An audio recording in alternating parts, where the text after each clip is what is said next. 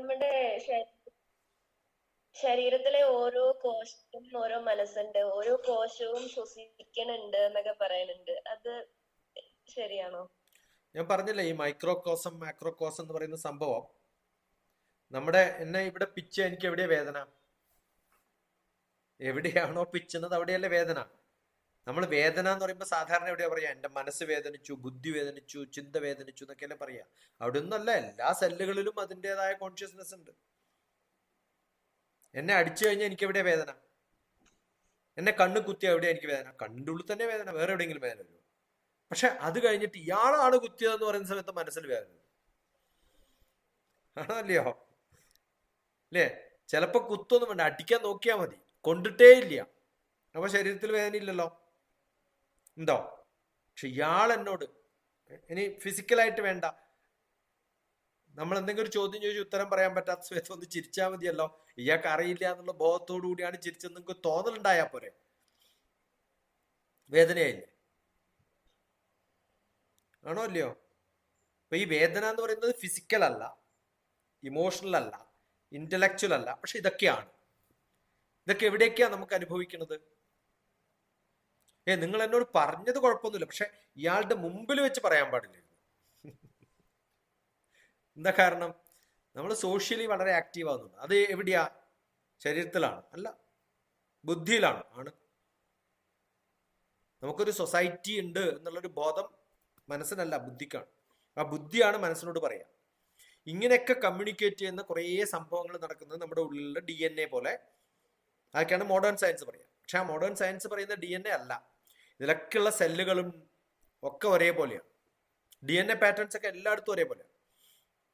സെല്ലുകളൊക്കെ ഒരേപോലെയാണ്. കണ്ണിലുള്ള സെല്ലും ചെവിയിലുള്ള സെല്ലും മൂക്കിലും ഒക്കെ ഒരേപോലെയാണ്. അതിനാണ് നമ്മുടെ ഉപനിഷത്ത് മന്ത്രത്തിൽ ഏന ചക്ഷുഷാന പശ്യന്തി ഏന ചക്ഷുഷി പശ്യതി, എന്റെ കണ്ണിലുള്ള സെല്ലുകൾക്ക് കാണാനുള്ള കഴിവില്ല, പക്ഷെ അത് കണ്ണിലാണെന്നുള്ള ബോധമുള്ളപ്പോ അത് കാണാൻ നമ്മളെ സഹായിക്കുന്നു. നിങ്ങൾ ചോദ്യം ചോദിക്കുന്ന സമയത്ത് ഞാൻ ഉത്തരം പറയാൻ കഴിവുള്ള ആളാണെന്നുള്ളൊരു ബോധം എന്നിലുള്ളപ്പോഴാണ് ഉത്തരം പറയുന്നത്. ഞാൻ ആ ബോധം എനിക്കില്ലെങ്കിലോ ഞാൻ ഉത്തരം പറയില്ല. അപ്പൊ എന്നെ കൊണ്ട് ആ ഉത്തരം പറയിപ്പിക്കുന്നത് എൻ്റെ ഉള്ളിലൊരു ബോധമാണ്. ആ ബോധമാണ് കോൺഷ്യസ്നസ്. ആ ബോധം എവിടെയാ ഉള്ളത്? എൻ്റെ ഓരോ സെല്ലിലും ഉണ്ട്. അത് ഉത്തരം പറയിപ്പിക്കുന്ന മനസ്സിലുള്ള ബോധമായിരിക്കും. ഇപ്പൊ എൻ്റെ തൊട്ടടുത്ത ഒരാൾ വരുന്ന ജിമ്മിൽ വരുമ്പോൾ ഞാൻ ജിമ്മെ തൊടുന്നു.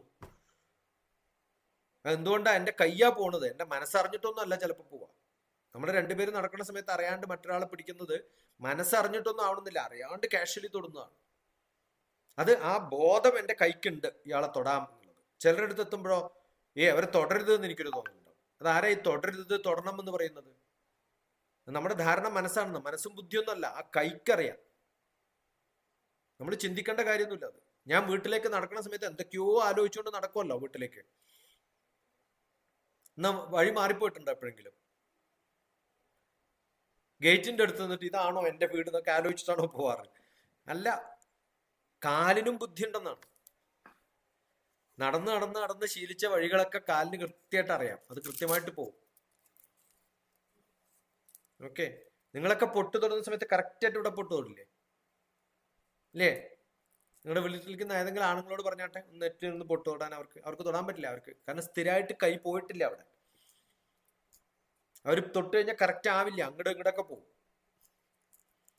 നമ്മുടെ കൈ വായിലേക്ക് എന്തുകൊണ്ടാണ് കറക്റ്റായിട്ട് പോണത്? എത്രയോ പ്രാവശ്യം പോയിട്ടുണ്ട്. അപ്പൊ അതിന് കോൺഷ്യസ്നെസ് ഉണ്ട്.